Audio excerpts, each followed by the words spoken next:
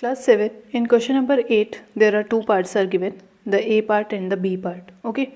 And I will be discussing the B part, that is second part with you, okay? The first part you are going to do yourself. It is just similar to the question number 7, okay? I am explaining.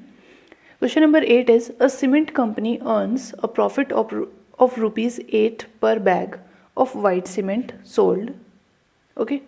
And a loss of rupees 5 per bag of grey cement sold. It means एक company है, cement company, okay? It is selling the bags of cement of white cement and grey cement. White cement पर उसको ₹8 का profit होता है हर bag पर, ठीक है? जैसे मोहन को एक करेक्ट आंसर के लिए 5 मार्क्स मिल रहे थे, ओके? जैसे मोहन को 5 मार्क्स का प्रॉफिट हो रहा था करेक्ट आंसर के लिए, वैसे ही यहाँ पर सीमेंट का केस है. Things are same, okay? So cement के केस में वाइट सीमेंट का बैग जब सोल्ड होता है तो एक बैग पर ₹8 का प्रॉफिट मिलता है कंपनी को.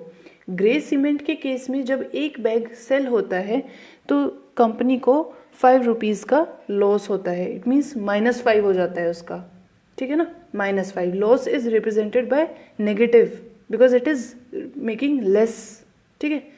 It is making the money less, therefore loss is represented by negative and profit is represented by positive because it is a gain, okay? Addition है. So therefore you have understood the basic thing that white cement का bag जब sell होगा there will be a profit of ₹8 and grey cement का जब bag sell होगा there will be a loss of ₹5. Now the first part is the company sells 3000 bags of white cement and 5000 bags of grey cement in a month. What is its profit or loss? It means जो आपकी company है, rough देख लीजिए first part का, ठीक है? First part में ना जो आपकी कंपनी है it is selling white bags, white cement जो है 3000 बैग्स और ग्रे के सेल कर रही है योर 5000 बैग्स, ओके? सो आपको कंपनी का टोटल प्रॉफिट या लॉस निकालना है. इट मीन्स जो आप करेंगे क्या, वाइट बैग के एक बैग पर ₹8 का प्रॉफिट हो रहा था तो 3000 बैग्स पर कितने रुपीज़ का होगा, 8 से मल्टीप्लाई करके फाइंड कर लेंगे. लाइकवाइज यहाँ पर लॉस हो रहा था तो आप 5000 बैग्स पर कितना लॉस होगा, you will multiply with -5, okay? क्योंकि ₹5 का लॉस हो रहा है, you will multiply with -5 and find out कर लेंगे. यहाँ पर आपकी नेगेटिव इंटीजर नेगेटिव वैल्यू आएगी, दोनों को ऐड कर देंगे. सो यू विल गेट कि अगर पॉजिटिव आई वैल्यू ऐड करने के बाद मल्टीप्लिकेशन करेंगे देन ऐड करेंगे, अगर वैल्यू पॉजिटिव आई तो इट मीन्स उसको प्रॉफिट हुआ है, लेकिन अगर negative I it means loss हुआ है. और यहाँ पर नेगेटिव ही आनी चाहिए बिकॉज ग्रे बैग्स जो हैं वो 5000 सेल किए हैं और हर एक बैग पर ₹5 का लॉस उसको हो रहा है. इट मीन्स उसका लॉस यहाँ पर ज़्यादा होगा और your answer will be in negative, okay? So you will find out this thing in the first part. It is very similar to the question number 7. Now talking about the second part. In the second part, we are going to solve the second part with the help of variable. ठीक है, हम variable से इसको solve करेंगे. Now how we will be proceeding? In the B part, it is given that what is the number of white cement bags it must sell to have neither profit nor loss if the number of grey bags sold is 6400 bags. कहने का मतलब ये है, ये आप rough देख लीजिए, okay? This is for explanation only. कहने का मतलब ये है, इट इज सेइंग दैट उसने ग्रे बैग्स सेल किए हैं 6400, ओके? इतने ग्रे बैग्स उसने सेल किए हैं.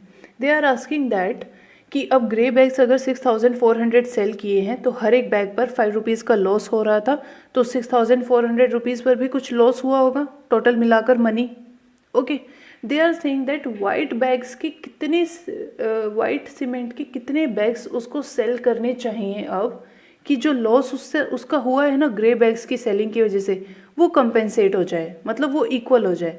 जितना नुकसान उसको, जितना लॉस उसको ग्रे बैग की वजह से हुआ है उतना ही प्रॉफिट उसको वाइट बैग से हो जाए, ठीक है? तो कितने वाइट बैग्स उसको सेल करने चाहिए.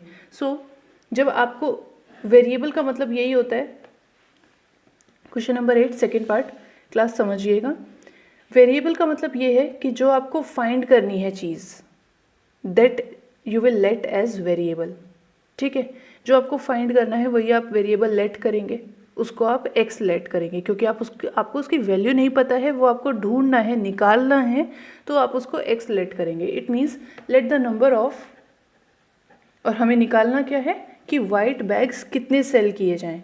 So we will let the number of white bags, let the number of white cement bags sold be x। हमने लेट कर लिया कि x हमारे वाइट सीमेंट के बैग्स सोल्ड हो जाएं। ठीक है, now profit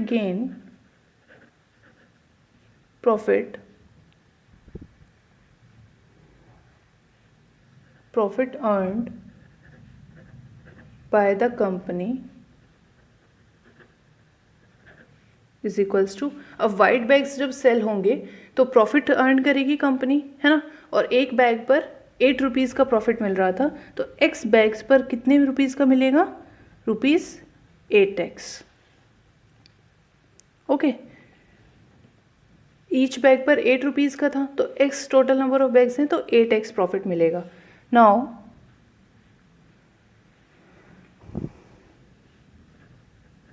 loss on selling 1 grey bag is equals to ₹-5, है ना, 1 ग्रे बैग पर -5 था, and total loss on selling 6,400 grey bags means grey cement bags is equals to, जब एक बैग पर -5 रुपीज़ का था तो 6,400 पर कितने का होगा, multiplied with -5, and it will be your -32,000 rupees. इतने रुपीज़ का उसको लॉस हो रहा है। ठीक है, इट मीन्स अब according to the question the profit, according to question उन्होंने क्या बोला है, द प्रॉफिट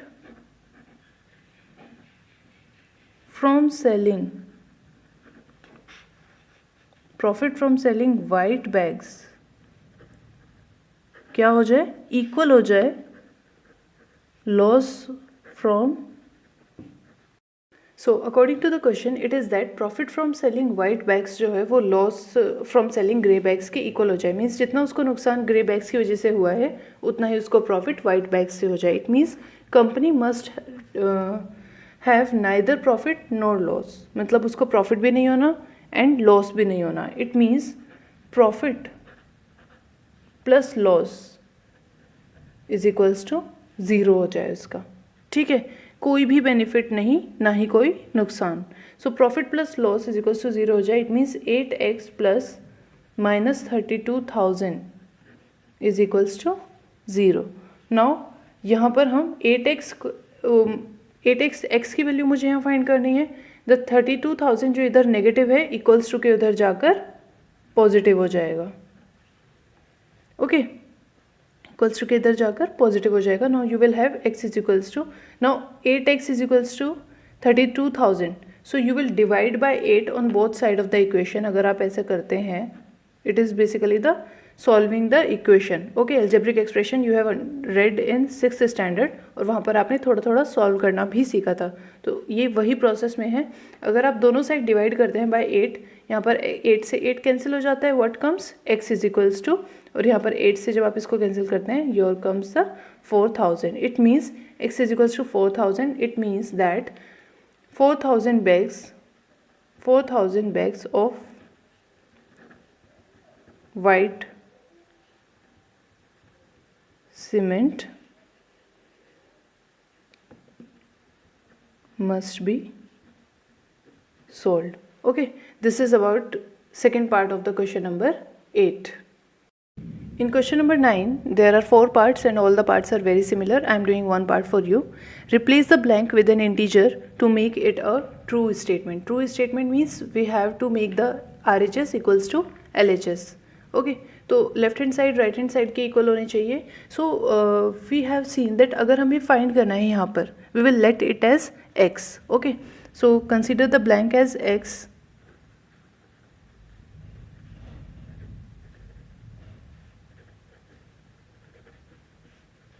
ठीक है, अगर आपने इसको x कंसिडर किया, it will be -3 multiplied by x is equals to 27. Okay, now x को आपको, ये इक्वेशन हो गई आपकी सिंगल वेरिएबल में x में. ठीक है, you have learned about the algebraic expression, और ये आपकी इक्वेशन है. जब इक्वल्स टू आ जाए एक्सप्रेशन के साथ तो आपका वो इक्वेशन बन जाता है. नाउ x की वैल्यू जब मुझे फाइंड करनी है, इट मीन्स x को मुझे फ्री करना है. x के साथ मल्टीप्लिकेशन में -3 है, मुझे इस -3 को रिमूव करना है. So dividing both side by -3.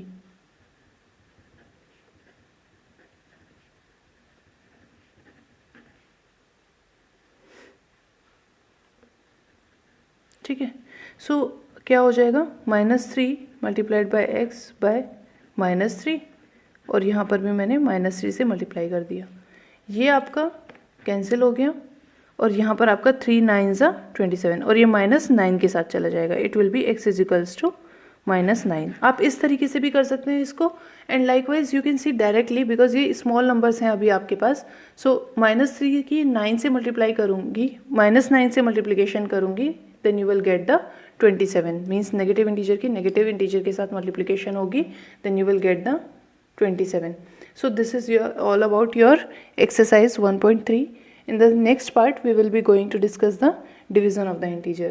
That's all for today class. Thank you for watching the video. Stay safe and stay happy.